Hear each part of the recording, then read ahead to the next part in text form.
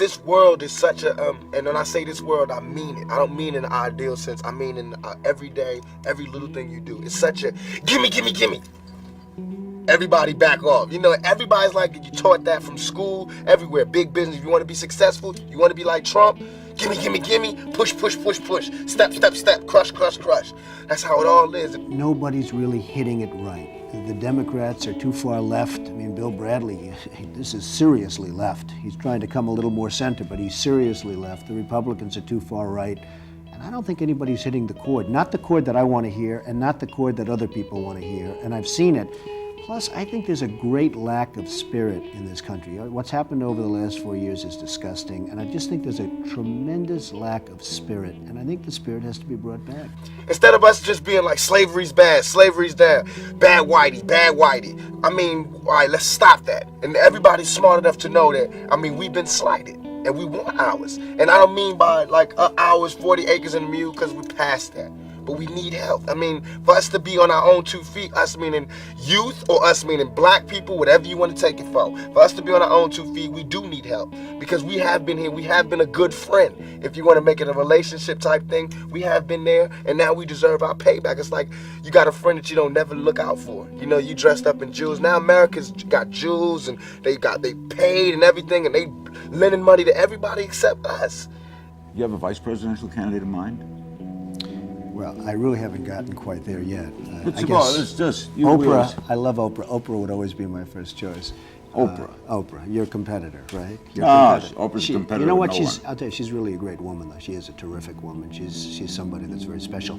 I have not even thought about it. I guess we'll see. We'll see. Maybe that's part of the whole process. Would she be someone, I mean, kidding aside, that you might think about? If she'd do it, she'd be fantastic. I mean, she's popular, she's brilliant, she's a wonderful woman. I mean, if she'd ever do it, I don't know that she'd ever do it. She's got, you'd ask her. She'd be sort of like me. I mean, I have a lot of things going, she's got a lot of things going. What a ticket that would be. That would be a pretty good ticket, but she's a very exceptional woman. And it's like, you know, everybody need a little help on their way to being, you know, self-reliant. You know what I'm saying? That's the whole thing about the album, about the Special Olympics. Everybody need a little something to be independent. No independent person just grew up and was born independent. You worked and you learned teamwork and you learned cooperation and unity and struggle, and then you became independent. And we have to teach that and instill that. Another political story making news this morning, Donald Trump's growing poll numbers on a list of possible presidential contenders. Since he first appeared on GMA last month, he's been taking to the airways to continually question President Obama's birth certificate. What's he up to? John Berman is here with some answers. John. Cynthia, you know, Donald Trump sure knows how to make people watch, but many people now, including Republicans, are wondering, are they watching a serious candidate or a circus actor? Does he really believe that President Obama wasn't born in America, or is he really just selling his favorite product, Trump? If this is truly a melting pot in the country where we care about it, and Lady Liberty got a hand like this, she really loves us, then we really need to be like that. And it needs to be the black kids. If there's a white person who got money, then we need to help him. He need to help black kids, Mexican kids, Korean kids, whatever. But it need to be real. And it need to be before we all die, and then you say, oh, I made a mistake. We should have gave them some money. We really should have helped these folks. It's going to be too late. You know what I'm saying? And then that's when you got to pay your own karma. And that's when God make you punish. When God punishes you. Because I feel like, you know, it's too much money here. I mean, nobody should be hitting lotto for $36 million and we got people starving in the streets. In just a few short weeks, Donald Trump's stance on where President Obama was born has, well, evolved. From this... The reason I have a little doubt, just a little, it's because he grew up and nobody knew him. To this... I want him to show his birth certificate. To this. I'm saying it's a real possibility, much greater than I thought 2 or 3 weeks ago. Then he has pulled one of the great cons in the history of politics. And beyond politics. In those same 3 weeks, Trump's poll numbers have gone from this to this, nearly doubling in less than a month. Also increasing in his perpetual publicity grab, ratings for Celebrity Apprentice, up every week since he started the birther rant. Even if you earned it, you still owe. Because look at me, I don't have that mega money, but I feel guilty walking by somebody. I got to give them some mail. And if I know I got $3,000 in my pocket, I feel like it's wrong to give that person $0.25 or $1. It's wrong. Only you know what you got in your pocket. And that's wrong. No matter what they do, if they take it and drink it, they take it and drink it. But I mean, you got. You understand? And we all know how hard it is, and it's not about if you good or you bad. So since it's not about if you good or you bad, we know that because he don't got don't mean he was bad. Or don't mean he's a criminal, or don't mean he's crazy, or a drug addict, or none of that. It just means he don't got. But while it may boost his visibility now, some analysts say it is bad long-term strategy, not to mention bad information. Everybody knows Donald Trump is entertaining, but you cannot become the President of the United States on the basis of being a good entertainer. The birther issue trivializes him, it marginalizes him, and it damages his brand.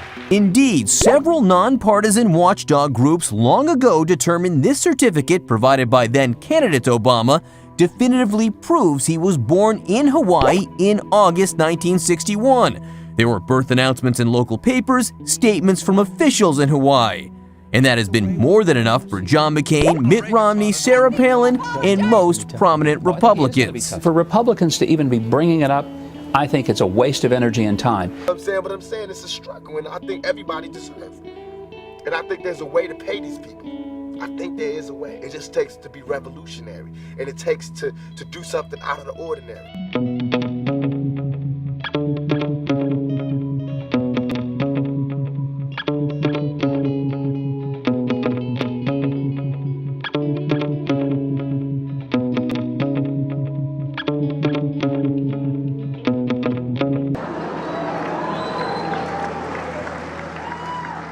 Michelle Bachmann is here, though, I understand, and she is thinking about running for president, which is weird because I hear she was born in Canada.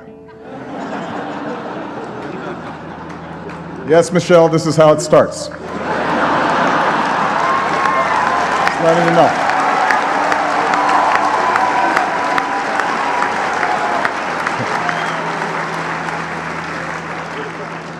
The White House isn't talking about Trump, but Vice President Joe Biden's daughter, Ashley, went after him in a missive on Facebook last night, saying, "He makes me ill. This discussion is just so insulting," and boycott The Apprentice. Now, despite this disgust and despite most of the facts out there, Trump claims he is so concerned about where the president was born, he has investigators on the ground in Hawaii. Cynthia.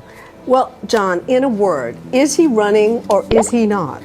He's running for something, whether it's president or ratings, I don't think we really know. George? The last time he was on, I expressed a great deal of skepticism over his run. He called me up immediately after the show and says, "I am going to prove you wrong." And I said, "If you prove me wrong, come here and talk about it." We'll see if he comes. There you go. There's a vicious rumor floating around that I think could really hurt Mitt Romney. I heard he passed universal health care when he was governor of Massachusetts. Someone should get to the bottom of that. And I know just the guy to do it. Donald Trump is here tonight.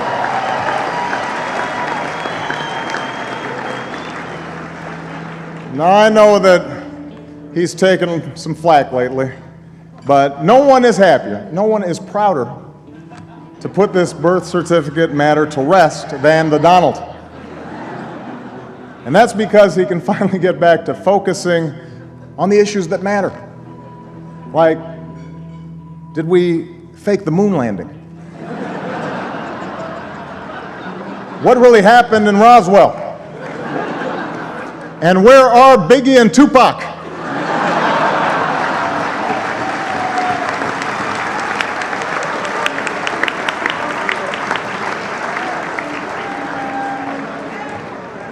All kidding aside, obviously we all know about your credentials and breadth of experience.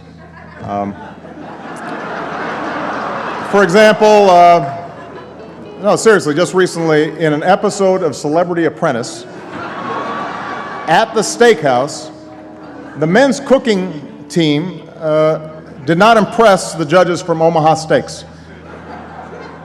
And there was a lot of blame to go around, but you, Mr. Trump, recognized that the real problem was a lack of leadership. And so ultimately you didn't blame Little John or Meatloaf. You fired Gary Busey. And these are the kind of decisions that would keep me up at night.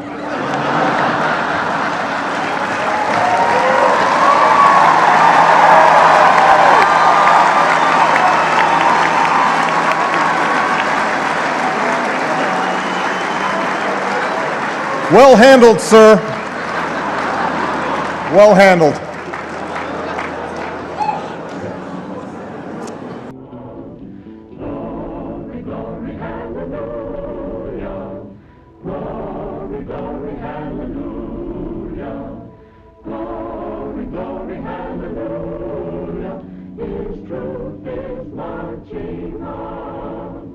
Say what you will about Mr. Trump, he certainly would bring some change to the White House. Let's see what we've got up there.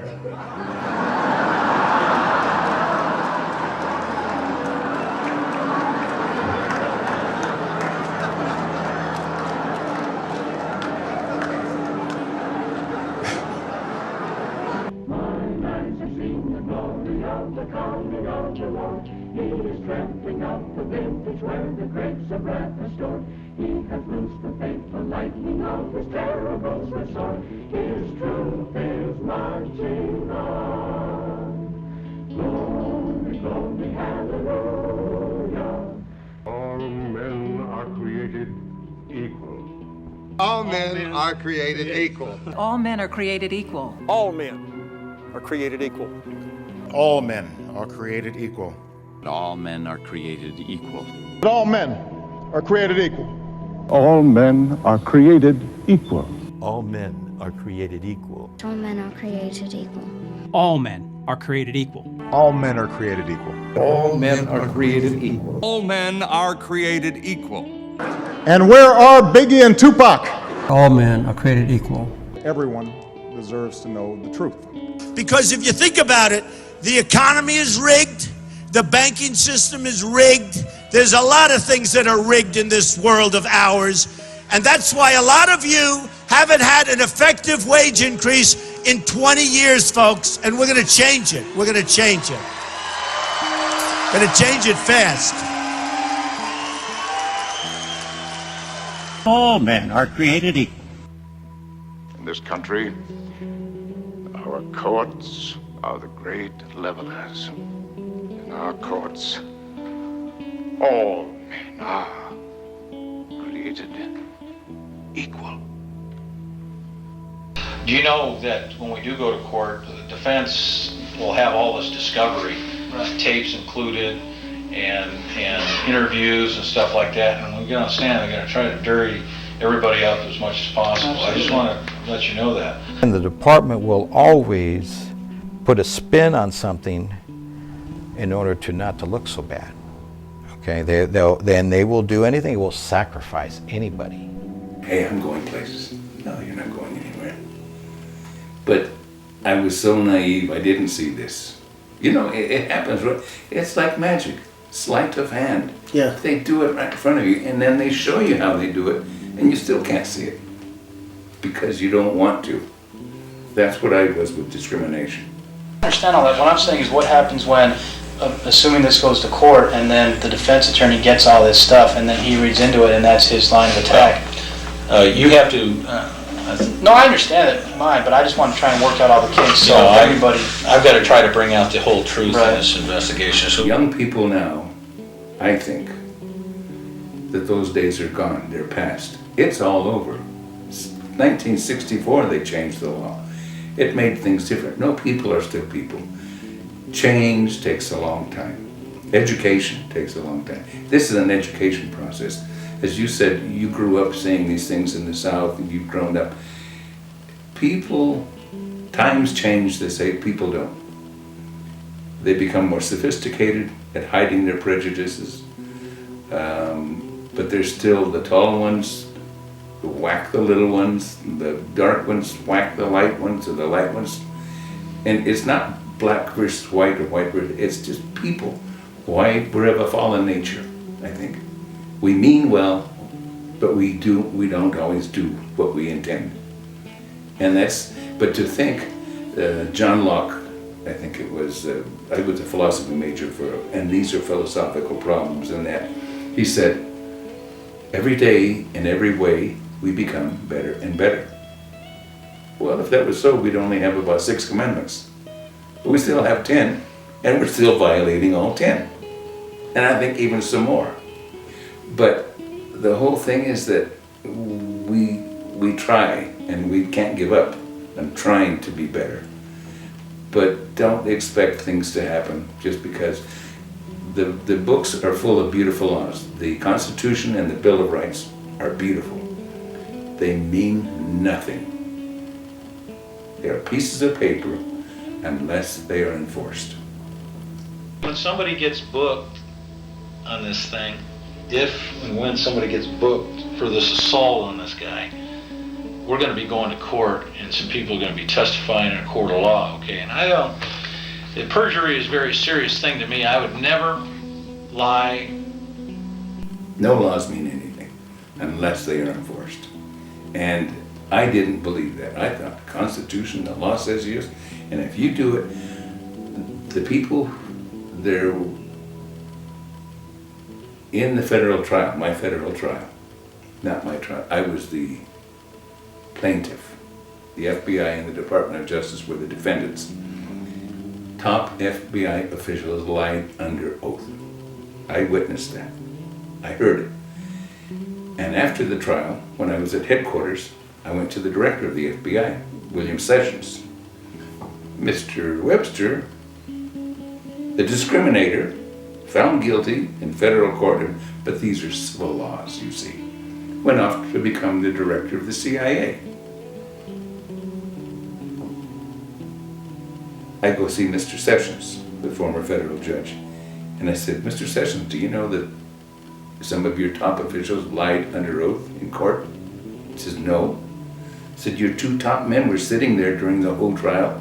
Didn't they get on the phone every day and call you up and give you a summary? That's the way the FBI works. No, they didn't. Didn't they tell you that these people lied and they were lying through their teeth? No. I said, I'll tell you what. Give me a couple of inspectors. Send them to me in my office here at headquarters. They made me the deputy assistant director of the FBI laboratory. I'm not a scientist. That'll fix me, right? In Washington, D.C., you stay in that office. And when I come in the morning, all of the section chiefs that are my work under me and unit chiefs are in with the assistant director, and my secretary says, they're having a meeting, you ought to be in there. So I go in, and the papers get turned over. Oh, hi, Matt. Oh, yeah, we were just finishing off here. I said, no. And then that boss, John Hicks, says to me, the first day, you did a bad thing. You sued the FBI. I said, I'm not going to go through it again. The matter of the evidence was presented in federal court. We are a nation of laws, not of men. We don't go by opinions. We presented the evidence. There were findings of the legal system. We live by them. That was a judge's opinion. That's not my opinion. I said, no, opinion doesn't mean that in that sense. That's the finding of the court. That's law. We have to abide by it. And he ordered us to do certain things. And I would appear at a meeting, and a guy would get up and say, we can't do that because Perez says that we have to do this, citing the legal. I said, what do you mean Perez says? My name is Perez, and I'm right here, and I know what the law says, and it doesn't say that. You guys are interpreting what you want. I said, Your Honor, they're gonna game it in the trial. He said, what am I gonna do? I'm gonna order them to do this. They'll go around you at the career board deliberations. He said, we'll make them keep notes. Then he said, we'll tape record them. I said, they'll do hand signals. We'll put video cameras in there. They'll meet beforehand. I'll make them swear. I said, they'll lie. And I am called in as an impartial observer to one of these career board deliberations where they're picking a new agent in charge for some field office. Well, let's get Harry ranked number 2, and George was number 3, and Bill was number 5. But I think Bill should be it. Harry's an asshole, we all know that. Turn off your machine there. I said, no, you don't turn off the machine. We want to talk honestly. Talk honestly on the machine. That if Harry's an asshole, give your evidence. No, turn the thing off. They turn it off. So what's changed? Everything changed. Everything changed. Things just started changing. I started changing. Were there people that left positions? Yeah. And our friend Florentino Ventura was killed. He was the backbone. And everything turned on us. Completely. We found Cuban intelligence officers in the police of Puerto Rico who were allegedly Dominicans. And the difficult part was they were working with us on the terrorism, but against us, and we're trying to figure out what we were doing in the corruption case against them. They had murdered some people. We found out the jewelers were being hit as they were coming out of New York City down to San Juan for about $7,000 a contract. And that would take care of the hit, getting rid of, messing up the evidence on the investigation on the body, and then there would be no conviction. It would just disappear.